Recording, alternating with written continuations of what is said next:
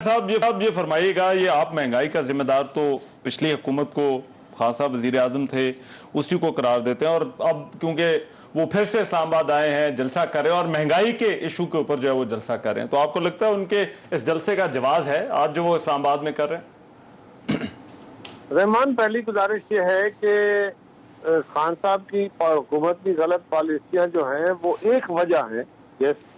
उनकी जो के साथ नेगोशिएशन थी वो पूर नेगोशिएशन थी। ये बात शौकत तरीक साहब ने भी कही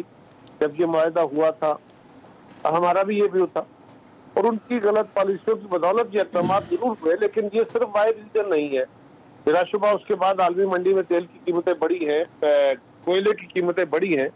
जो $100-125 टन का कोयला था आज $300 से मिल रहा है, तो नेचुरली उसके इम्पैक्ट आने से हमारा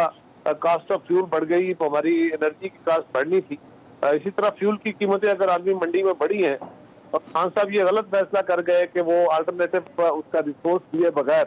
सब्सिडी ऐलान कर दी, लेकिन वो ना भी करते तो इवन देन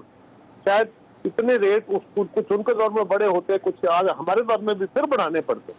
ये कहना कि जी उनका सारा कसूर है, सारा नहीं है, लेकिन काफी हिस्सा बिल्कुल उनका है और कुछ हालात का है। रही बात खान साहब का लॉन्ग मार्च करने की और मार्च करने की या जलसा करने की महंगाई के खिलाफ, बिल्कुल महंगाई है, हमारे दौर में बिल्कुल महंगाई हुई है।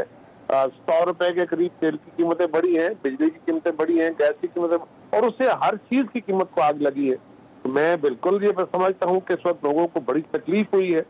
लेकिन मसला ये है कि हुकूमत के पास ये बात हम समझते हैं और इससे लोग नाराज भी हैं, लोगों को तकलीफ भी हुई है, लेकिन हमारे पास बतौर हुकूमत के और क्या ऑप्शन था कि हम क्या करते।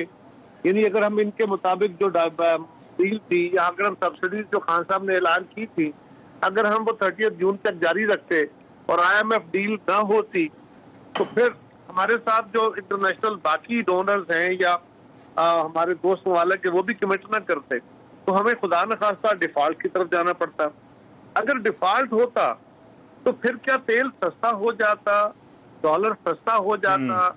क्या पेट्रोलियम, क्या बिजली की कीमतें कम हो जाती, क्या हमारा ट्रेड बेहतर हो जाता, या बहुत वर्ष हो जाता,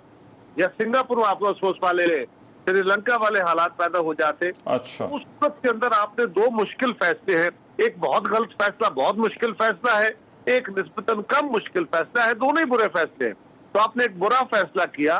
ताकि हम एक इंतहाई बुरे फैसले से बचे रहे, एक इंतहाई मुश्किल सूरत हाल से बचे रहे। बिल्कुल मुझे इस बात का एहसास है कि महंगाई बढ़ी है और इसके ऊपर खान साहब एक अपोजिशन की जमात है, उनका हक है, उनको बिल्कुल जलसे करना चाहिए।